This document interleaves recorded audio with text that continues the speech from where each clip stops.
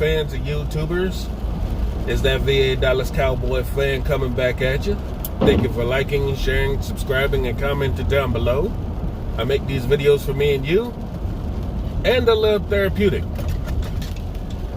I was just going to try and go to work and, get my mind right for the game tonight. See what these guys can do with what they got. I didn't need to make a video to explain anything because we already know what we're up against. It's really not something that needs to be overanalyzed. We know we're decimated by injuries. We know the defense is bad. We know we're on our third string quarterback. But we knew all that. So, you didn't need a refreshing update of that. But then I listened to Tim Donnelly on ESPN radio, and this guy's whole argument is just preposterous to me. Maybe you guys agree, maybe you don't, but in my opinion, he's full of it. He's blamed this whole season being bad on Mike McCarthy. He didn't blame it on the GM who got him no talent. He doesn't blame it on the players who don't give a fart. And he didn't blame it on injuries. He didn't blame it on no offseason. He didn't blame it on anything. He says that it's all Mike McCarthy's fault. That Mike McCarthy should be able to elevate his team to being better. He even tried to cite how we can show up in the second half of games and not the first half, saying that we're unprepared in the first half, and that the second half we always seem to play better, and that's a coaching thing. And I'm like, well, what games has he been watching? Because Andy Dalton looked like shit in all quarters. We'll find out what Ben DiNucci can do, but don't sit up here and sugarcoat something that's not there. You're saying that we can't use the Dak excuse? Are you serious? Dak made that offensive line look good. Don't tell me he didn't. But it's the coach's fault that the offensive line sucks. It's the coach's fault that Andy Dalton can't throw a ball in 2 seconds. I had to turn that thing off and make this video because that got me just a little upset, because he's not taking any onus on anybody else but the coach. He tried to make the example of Doug Peterson. Doug Peterson made Travis Fulgham and the Greg Ward look like world beaters. That's coaching. I'm like, no, that's motherfuckers who've been on the team with the same quarterback and with the same damn coaching staff for the last couple years. That has nothing to do with coaching. That means players stepped up when they had to out of necessity. That was a offensive line that has kept Carson Wentz upright for the most part. That gave him time to throw to these players.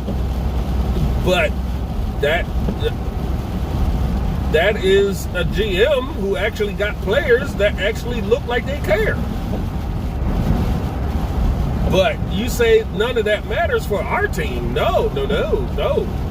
We got all this talent on offense, but the offense sucks because of Mike McCarthy.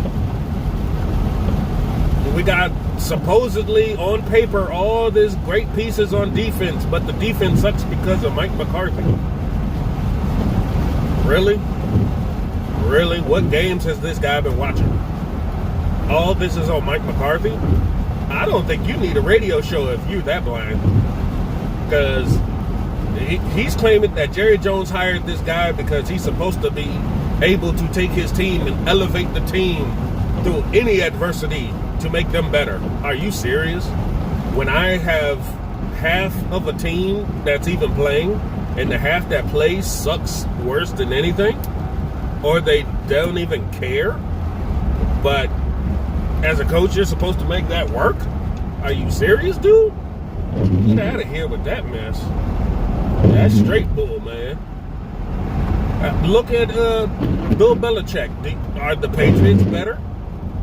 When I guess it's a Bill Belichick thing because, the same old quarterback who decided all of a sudden to up and leave the team, and a quarterback who came in at the end of training camp can't turn this team around. But, it's the coach's fault. He's supposed to make the team better no matter what, right? Well, it doesn't work when most of your defense opted out. Your quarterback can't seem to get the offensive scheme down because it's not his kind of scheme. That team is not predicated for a running type of quarterback. They try to make plays for him, but it just hasn't worked.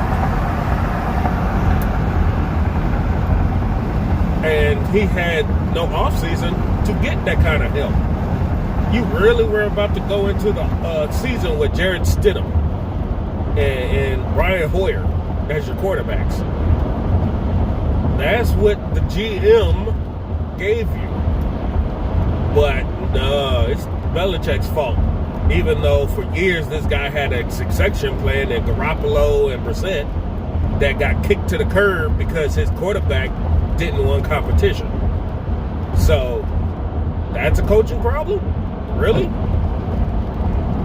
I don't know. That's just my opinion.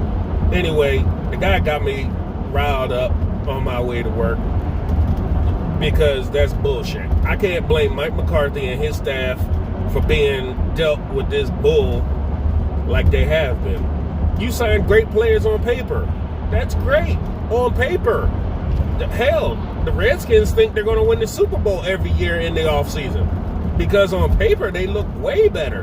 But do they actually win it? No.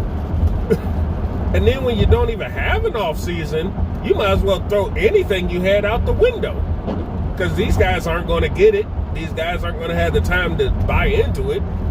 And it's obvious most of these guys just don't care. They do not even want to attempt to try and get used to this coaching staff. But it's the coach's problem. Yep. So if Jason Garrett was here, we wouldn't have this problem, right? Because everybody would have been hunky-dory, just sitting around doing the same old bullshit over and over and being predictable. And these injuries and no offseason, it wouldn't have made a difference because they were just going to go out and be Super Bowl champs, right? Bullshit. Nah. Not going to happen. But whatever, it's never the GM's fault, right? It's not the players' fault. It's the coaches. The coaches are supposed to make everything better. Which is a contradiction because wasn't it before that the quarterback was supposed to make everybody better? Now it's on the coach. So who is it? The coach or the quarterback that's supposed to make everybody on the team better, right? Anyway, talking heads, man. That's why I don't pay much attention to what they got to say because 90% of the crap they spew is just crap. It's just a hot take, clickbait. They don't really have anything interesting to say on their own journalistic integrity, as they say. They just want to go out there and throw something out there, spitball, and see what hits the wall and sticks. Because we as fans already went through this. Fans want McCarthy gone. Okay. And who's going to come in and turn this team around? Nobody. Because these players aren't going to give a fart about who's the coach of the team because they've already tuned out. Just bringing in anybody's not going to get this team to give a crap, And the talent level is already decimated, so don't give it to me that these guys, Terrence Steele or somebody like that's automatically becoming an all-pro based off of what a coach or who the coach is. That's bullshit. Terrence Steele shouldn't even be on a team unless he's on a practice squad. That's my honest opinion. But I just wanted to get that out there. Like I said, it's very therapeutic. Don't let it sit on you. Just let it out there in the ether. I feel better now. I don't have to listen to him anymore.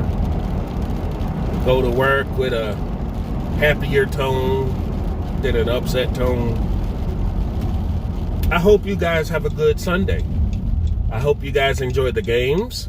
I hope you guys if you are going to prep for the game, prep well. Get your game faces on. Get ready. Because Ben DiNucci may shock the world tonight. He may. You never know. Maybe DiNucci is the spark that we've all needed. Who knows? We're just going to have to see who's the worst team. They're getting players back on offense. We're getting players back on defense. Something's got to give. We'll just have to see what they come up with, right? Well, if anything else comes up, we'll get it to you. Until then, if you're a Dallas Cowboy fan,